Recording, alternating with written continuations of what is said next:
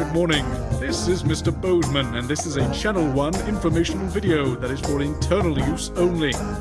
First, I'd like to take this opportunity to reassure you all that we will be staying on air, maximizing revenue, and we will be using this as an opportunity to fire the more annoying among you, like stuttering Gary, nervous Eric, and queefing Janet. I'd like to address the rumors that the network has no emergency fund. This is hogwash. Of course we have one, but I spent it on unnecessary informational videos and Carl, my personal human shield. Finally, I want to remind all of you of the strict guidelines you must follow during this crisis. Stay calm, for God's sake. Panicking makes you less productive, and that makes Bozeman sad. Protect network equipment at all costs. We have literally hundreds of employees, but our budget is limited. We ask you to do the right thing and value our property over your personal safety. If you're working from home, please refrain from taking meetings on the toilet. Even if you're not going, we can still tell from the way your voice is all echoing. A reminder, the dress code is still in force. I can hear a tie on a conference call like a baby in a vacuum cleaner. And finally, remember, the public are scared. They want information. They'll consume anything we tell them, so let's not waste time on fact-checking or integrity. There's money to be made and Papa wants a taste.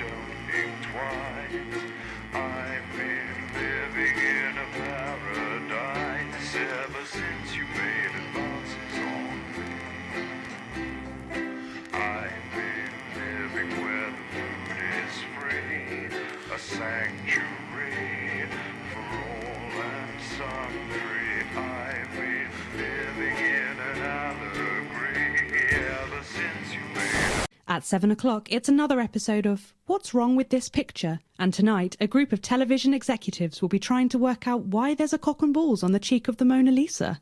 That's followed at 8 p.m. by Azor's-winning documentary series, The Shape of Then, which tonight looks at the long-forgotten phenomenon we used to call outside.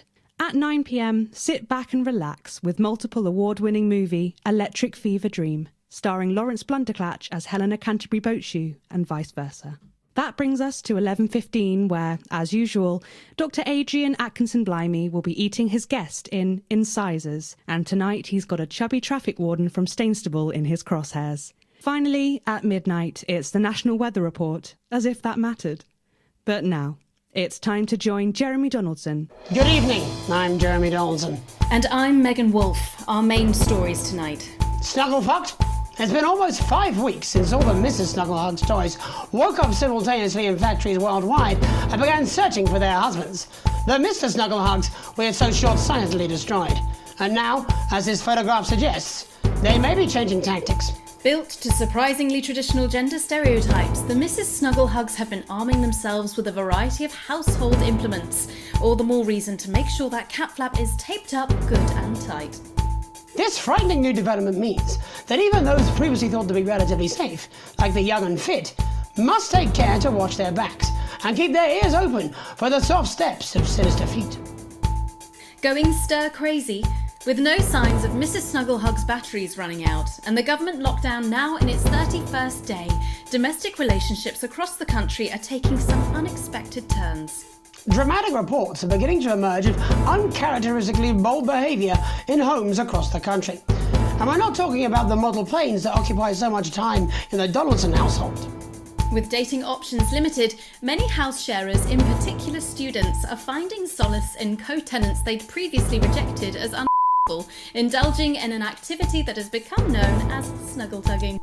Going it alone, popular crustacean Johnny Hamsleeves is back in the news today as his astonishing photograph that he leaked himself shows exactly how he's been spending his lockdown.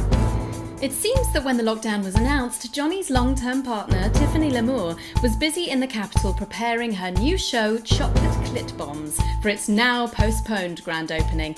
Let's hope the exhibits don't melt. It's great to see a celebrity using their time wisely, as the government suggests, by developing a new hobby or fetish, and most importantly, by keeping your spirits up. Nice to see Johnny doing his little bit. The shape of things to come? In their own version of a lockdown for more than 45 years now, the descendants of Doctors David Wong and Ingrid Svorsborgen Horgensvoord and their unfortunate team today managed to get a personal statement to the surface using flagellized imaging equipment. Many of the Svorsborgen Horgensbrood, as they've come to be known, have certainly captured the public imagination, with a recent vote naming Helvetica Svorsborgen Wongensvoord the most likely to survive a massive electric shock. Time Sporsborg and Wongmansford here with another pointless message that no one will ever see. We've been down here so long now, and you never communicate.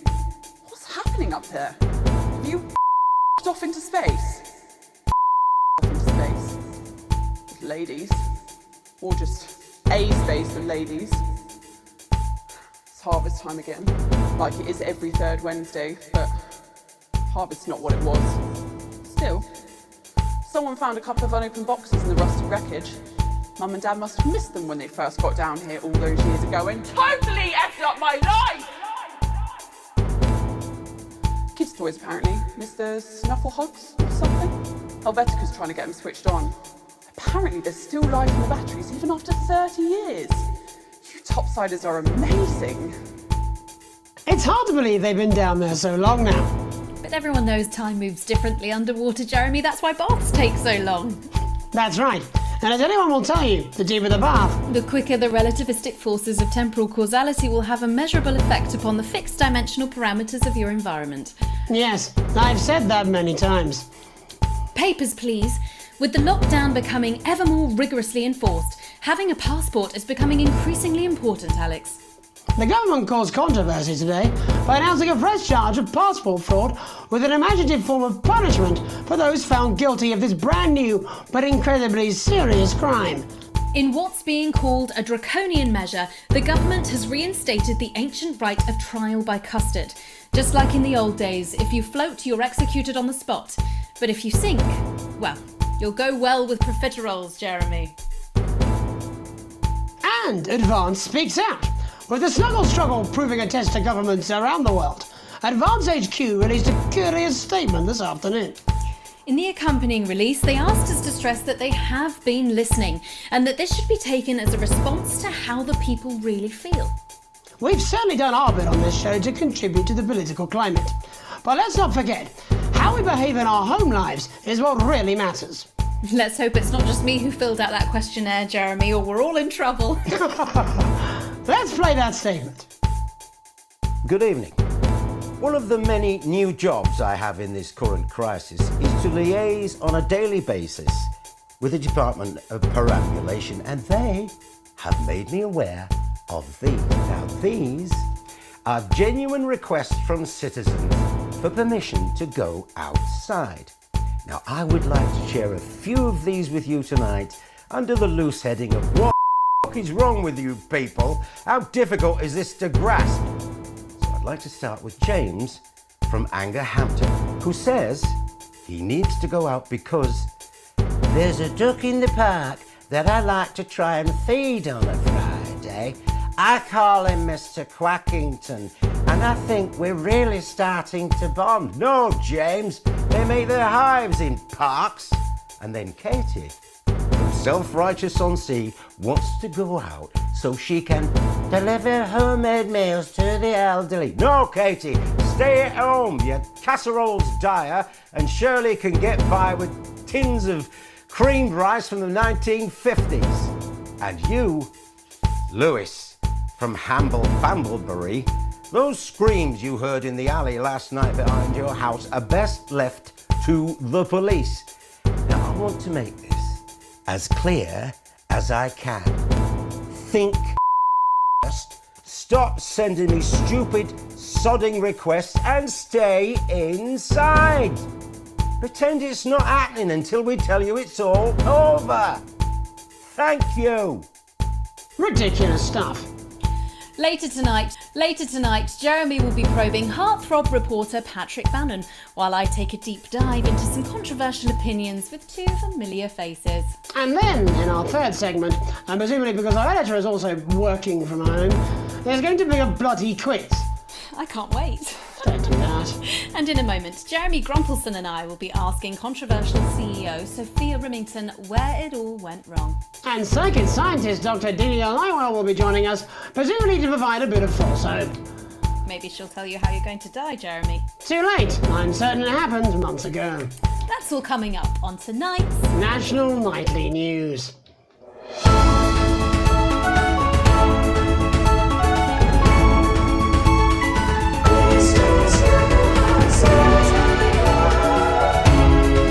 We met at a party on her yacht. I wish I was on a yacht.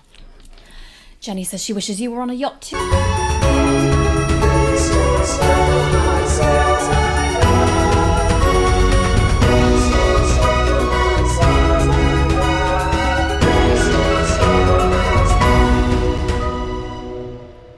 First tonight, how do we get here? Where are we going? And most importantly, who's to blame?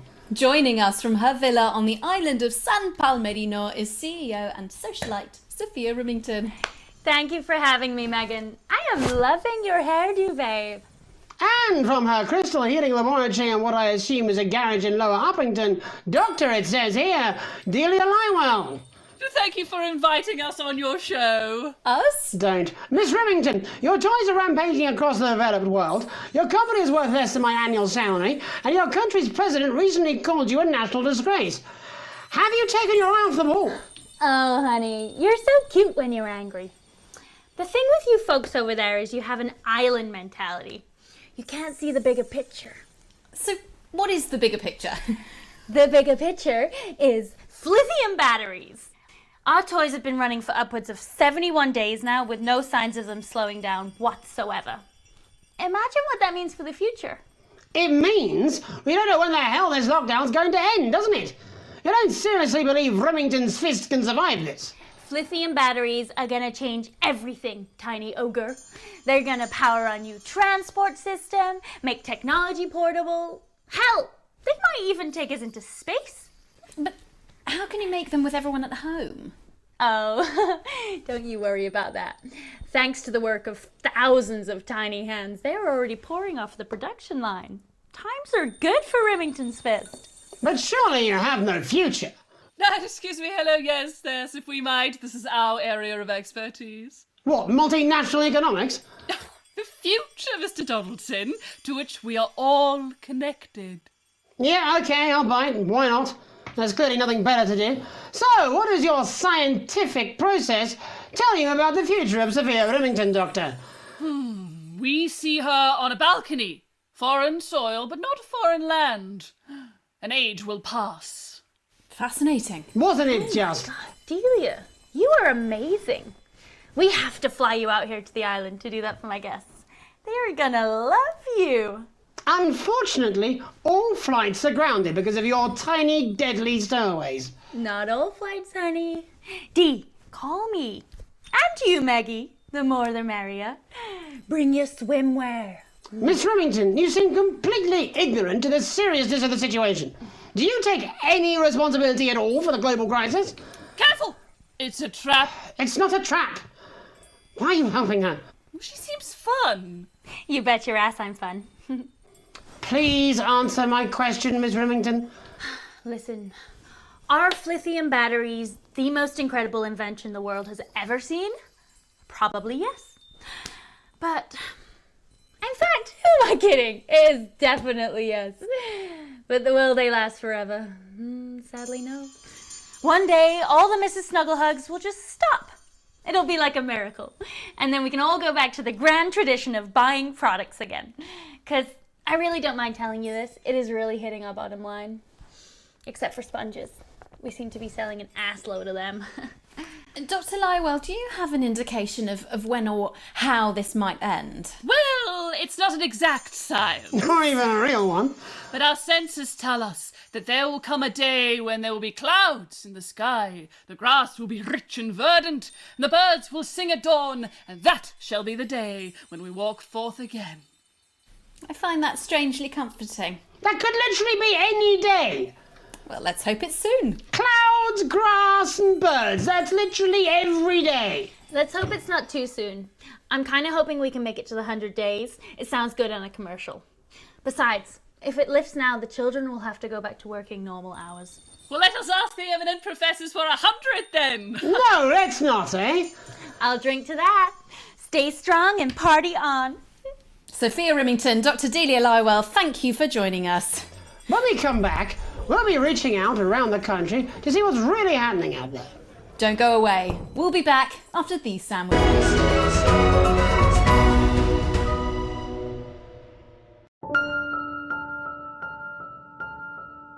We know times are hard.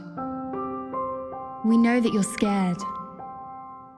But now, more than ever, even though we're apart, we want you to know it still matters how you look. Loads, actually.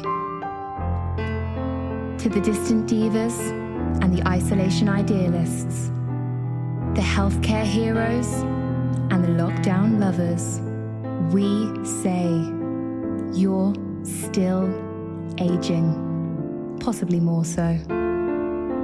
We need to come together, every single one of us, and do the right thing. Keep buying our products.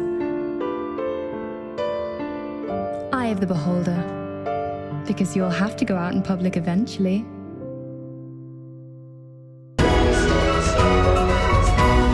Welcome back to the National Nightly News. I'm Megan Roof. Now it's time to take a trip around the country to hear how the lockdown might impact the nation from some friendly faces. Joining me are respected academic Katie Brightman and author of Alan James's Kites, Alan James. Thank you for joining me. It's a pleasure. Thanks for having me, Megan. Thanks, Megan. It really is a pleasure, Katie. I enjoyed our little heated encounter. I wish I could say the same. So first off, Katie, how are you coping? I'm holding up okay. The lockdown directive was so sudden that, like many people, I haven't been able to get home. Oh no, what happened? I was staying at a hotel after an international policy convention, and we had a particularly heavy night out. You know what economists are like. Notoriously hate splitting the bill. And I overslept, and as you can imagine, I've been here ever since. But there are certainly people much worse off than me. Exactly. My tour has been cancelled indefinitely, and I've had to refund every single ticket, even the cheap seats. Oh, Alan, I'm so sorry to hear that. Yeah. People are being quite rude about it. They don't seem to realise I've already spent it filling the beach house with beef. The crisis claims yet another victim. So, this is just a reminder that my book, Alan James's Reich, is now available in paperback. Unbelievable. What was that? You're unbelievable. So, Katie, how do you think this might affect the economy? Should we be worried? Very, Megan. Not to sound dramatic, but this could be catastrophic.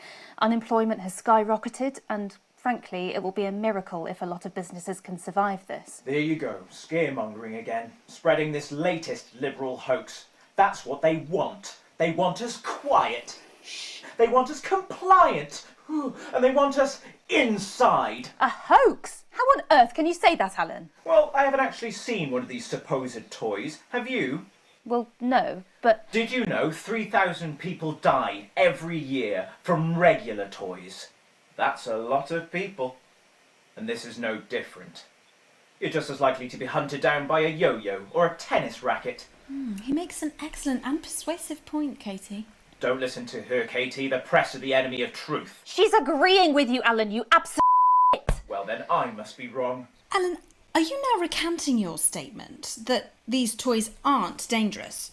People are saying they're just like normal toys, and that simply isn't true. Corrupt media lies. And Katie, how do you respond to Alan's claims that Mrs. Snugglehugs might be dangerous after all? I suppose I guess I'm agreeing with him. Thank you, Katie. I appreciate your support.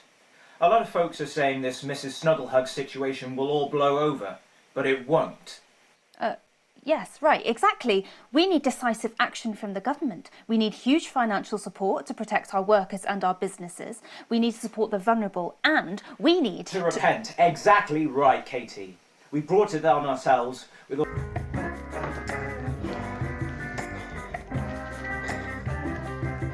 now, and begin sacrificing our firstborns, or at a push, a beloved family pet. Absolutely, Alan. If we can all successfully come together as a community and perform the ritual, hopefully we will appease the great ancient. Katie, could it be any worse?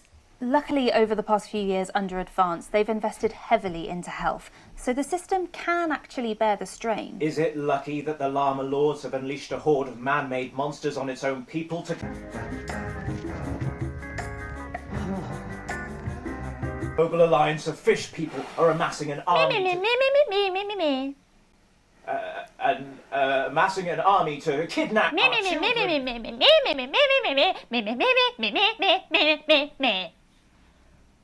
That's you. That's what you sound like. But Me. I Me. the Me. the Me. I don't sound like that. Yes, you do. You do, Alan. You do sound like that. And that's why no one wants to be your friend.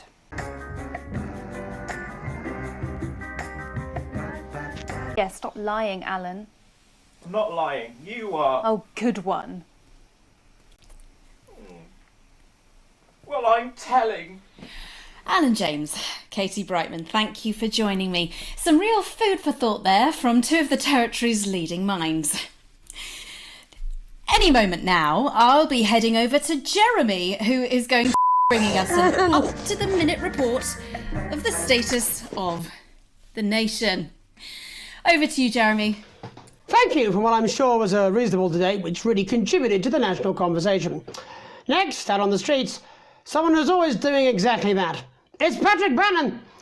Are you there, Patrick? Hello, Jeremy. Yes, hello, I'm here. I'm here live. Apologies for the quality of the broadcast today. Couldn't find any cameramen or women brave enough to come and join me, so I'm out here on my own. Right, and can you tell us what it's like out there? Yep, I can. It's as you can see behind me, the streets are currently completely deserted. But my question, Jeremy, is just how long? I mean, could there be danger lurking just around the corner, waiting to end the fledgling career of this young, promising journalist before his full potential is even realised? Will he die, underappreciated by management, and frankly, if you ask me, very, very much underpaid? I don't think there's any danger of that, Patrick. What's that on your jacket there? Oh, that's actually a sponge. What I've done here is made a snuggle-proof jacket, Jeremy. The network didn't bother sending me any PPE, so I've been forced to improvise. In fact, showing the sort of resourcefulness that would make me an ideal candidate for, I don't know, for example, an anchor position starting whenever they'd like. From your point of view, Patrick, just how safe are our streets? Not safe at all, Jeremy, not safe at all. I'd recommend people staying inside, following government advice and not putting themselves at any risk at all. Unless, of course, like me, it's for groundbreaking journalism reasons. Mm-hmm. And just where are you, Patrick? I'm in the street, on the street. Which street? I think I'm struggling to hear you, actually, Jeremy, there. Which street? Which street are you on? Oh, which street am I on? Oh, God. I'm just looking for a sign. There it is. I'm on Bannon Avenue. Bannon Avenue? Yep. Bannon Avenue. Yeah, no, I can hear you fine. Yep, I'm on Bannon Avenue on the sign, it says there. Like Patrick Bannon? Oh, yeah, that's strange. That's a weird sign. I don't know what's going on there. Where are you really? I'm on Bannon. Alright, fine, I'm not on Bannon Avenue. I'm at home, to be honest. Alright, fine. Well, I'm in my bathroom, technically, but, you know, I couldn't face it, to be honest, mate. It's, it's terrible out there. I don't want to go outside. They're everywhere. I'm sorry for lying. We don't expect any less of you, Patrick. Can you hear that sound? What the hell's that? I can, yes. I'm no expert, Patrick, but it sounds unmistakably like a a tiny fist tapping on your door there. It does. No! Perhaps there's a small queue of tiny fists, each wielding a different gendered household implement, bashing the heads of lying little roving reporters. But you're lying, aren't you? Oh, fucking listen to me, If you're out there just to piss off fucking snuff, I'm too talented to die. Oh, what the hell? Okay, it's fine. It's fine. Oh God. Don't worry, Patrick. I'd say you've got a few seconds before they break their way in there and finish you.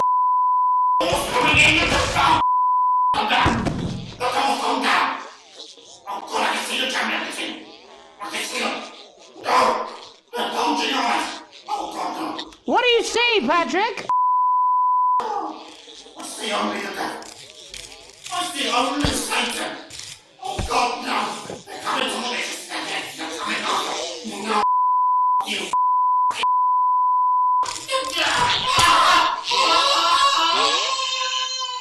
Thank you, Patrick, for that report, showing the nation, and more importantly, management, just where you belong. It's time for another break, but when we come back, we'll be hoping to take your mind off the world for a little while, and who knows, maybe...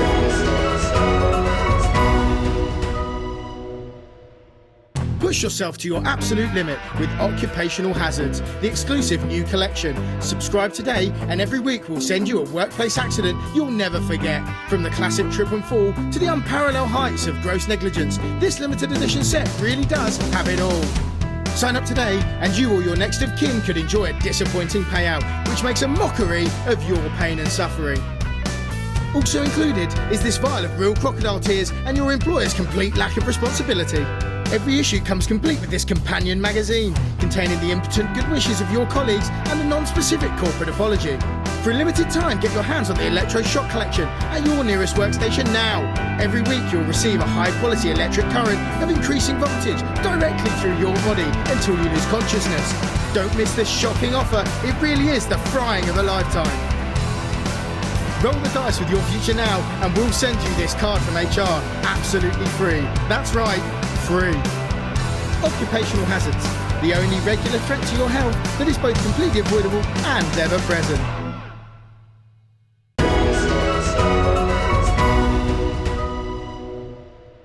Welcome back to the National Nightly. Well, welcome back anyway. We know isolation isn't easy, so finally tonight we have something a bit different for you. Even though some people have heard it's not our job to entertain the public with absolute nonsense, other, more important people overruled those people. So it's time to find out who will National Nightly win and who will National Nightly lose. National Nightly lose. So, how do we play? Well, joining me as a man who knows all about playing, it's Tommy Harris. Hello, Tommy. All right, Johnny. It's good to see ya. And how are you finding the lockdown, Tommy? What do you mean lockdown? The enforced isolation of everyone in the country. Ah, yeah, I think I heard about that actually, yeah. You're in bed, Tommy? Yeah, you called during nap time, so... Of course, that's my fault. So, why don't you tell us how the game is played? Well, it's pretty simple, Jeremy, you sausage. I'm going to ask contestants from around the territory 3 questions about what else? Yours truly.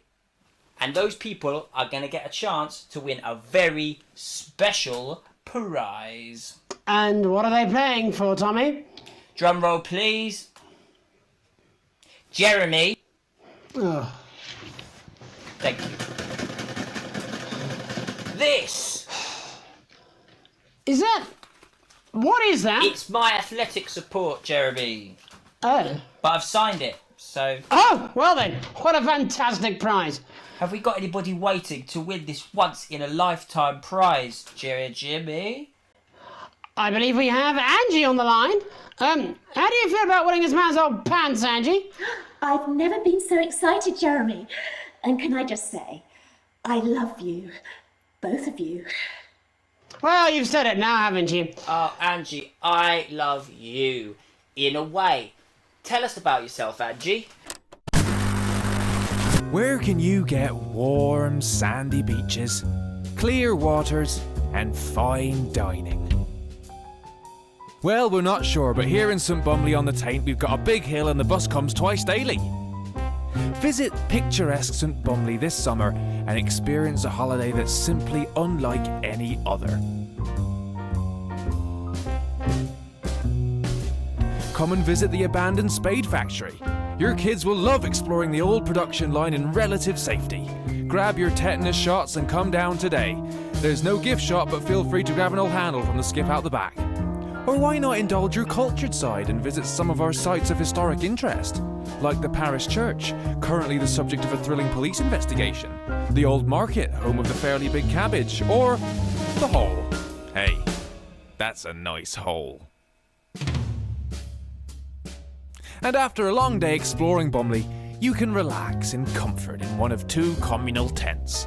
Or you could take advantage of our famous nightlife. There's a radio in the cafe, or on Fridays we gather to watch tramps fight. Come on, Harold, you scruffy old meth head. Only 85 minutes from the coast, and with more than 2 areas of outstanding natural interest. Isn't it time your family went Bumley way? And hey, if you come in the dry season, you've got a car park. St Bumley, on the Taint, naturally.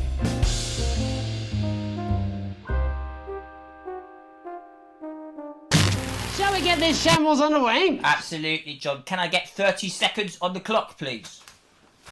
We haven't got a clock. Yeah, I did ask for a clock. So... Well, why don't you start, and I'll stop you when it inevitably becomes unbearable to watch. I love it. All right, here we go. Time starts now. Question 1. When is my birthday?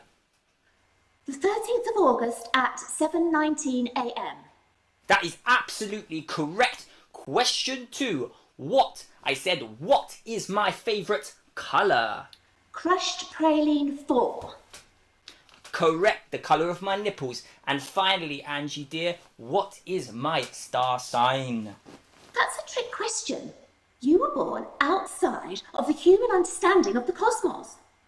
Unbelievable, that is correct. Stop the clock. Wow, that really was tough to watch. How did you do, Tommy? Well, Angie, my love, you got every single question right. Which of course means you lose and win absolutely nothing. Thanks for playing, Angie. Bye. Do we have another contestant on the line, Jelly? We do indeed. We should have Sonia Artleach. Are you there, Sonia? Of course I am, Jamie, darling. Thank you for being here, Sonia. Oh, there you are, Tommy. Mwah. Let me guess, you work in theatre, don't you? Is it that obvious? What gave it away? Was it the glamour or poise? It certainly wasn't your inherent sense of humility. Tell us about yourself, Sonia. Oh, well, if you must play this game. I am a theatrical agent. I represent the likes of Rudy Beefman, Samuel Coffee Cup and Jodie Carpetburn, amongst others. And how's the lockdown affected you, Sonia? Well, they may have closed the theatres, shut the studios and boarded the cinemas, but they won't get me that easily. How are you managing without any work? Due to a savvy clause in all of my artists' contracts, I am able to claim my 15% from their unemployment benefit. Wow, that certainly is sharp. Standard stuff, standard stuff. And can I ask, where are you speaking to us from? Well, I work from home, you know, to keep costs down. And who's this? Oh, well, you know, when they gave the order, I was actually mid-meeting with a client, so we've been isolated together. No way! Is that Tommy Harris? I'm a huge fan. Can I just tell you how bloody brilliant you are? Actually, Jeff, we're about to play a game, aren't we, Tommy? We got time. Well, if it's not too bold, I think I am in love with you, Mr. Harris. No, it's not too bold. That's all right, don't worry. Hey, I'd love to show you some of my stuff. I've been working on some new... At least you're already aware. During lockdown, we've been workshopping some of Jeff's ideas for much younger children, haven't we? People still let you near their children, do they? Yeah, that's right. Yeah. I've been developing some shows for younger children. Well, we'd love to see it, wouldn't we, Gerbil? Absolutely dying to. Right, so, what do kids love? Timely child support payments from their absent fathers. Shallow and overproduced musical numbers? That's right.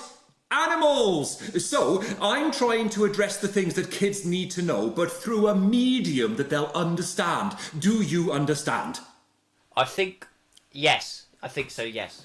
Jeff's one of my best clients, aren't you? I am. Yeah. So, the first one we've been working on is called The King of the Jungle's Mortgage Repayments. It's about a lion who's having problems with his interest rates. I see. Does he have a broker? He does. Yes. He's a porcupine. How did you know that? Well, your work is universal, darling. It speaks to people. I'm going to say something to you, mate. I think you're onto something here. Oh, the bear, Yes, right. This one is much better. So, this one tells the tale of Mr. Bear. Now, Mr. Bear is a very sad bear, because all of the other bears don't think that he'll amount to much, and they tell him that his plays are lazy and derivative. I think you're onto something there. Now, Mr. Bear is a tragic figure. Picture this. He's at his lowest ebb. The trees are closing in. He can't even face his salmon, can he? Nope. But then he meets someone that will change his life forever. This is gripping. That's right. He meets a wise old octopus who takes him under his wing and says, "No, Mr. Bear, don't be sad. You're not like all the other bears. You have this ambition and these dreams." Such dreams. I think I love you, Jeff. And what you need to do, Mr. Bear, says the octopus, probably doing an 8-armed gesture or something. What you need to do to find happiness in this crazy old forest is you need to set yourself more realistic goals. It's called Mr. Bear Lowers His Expectations. Wow. You really have taken yourself to new depths. And what do you want children to take away from this? Oh, What? I said a more realistic worldview. Are you all right, Jamboree? It's Jeffrey. My name is Jeffrey Donington. No, stop. How does it end? We need to know how it ends. Well, all the animals learn a thing or two about inevitable mediocrity. Yeah, and Mr. Bear settles down near to his parents' cave, stops trying to make his band happen, and he goes into bear telemarketing. Becomes a bear maths teacher. Oh, and we end...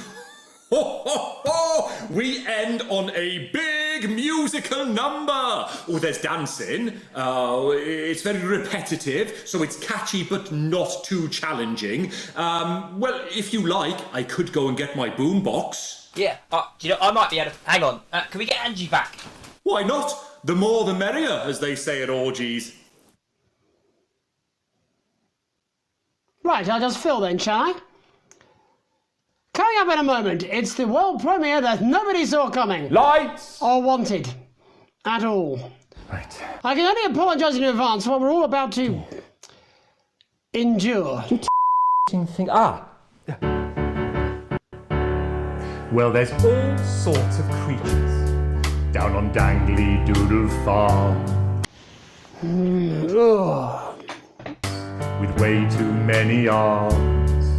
There's Mr. Pig and Mr. Cow. They're always in good moods. But that's 'cause they don't know they'll soon be sliced up into food. Mr. Bear, what's that over there? That's where your hopes go to turn into despair. Mr. Bear, what's that over there? That's where your dreams go to die. Mr. Raccoon wants to go to the moon.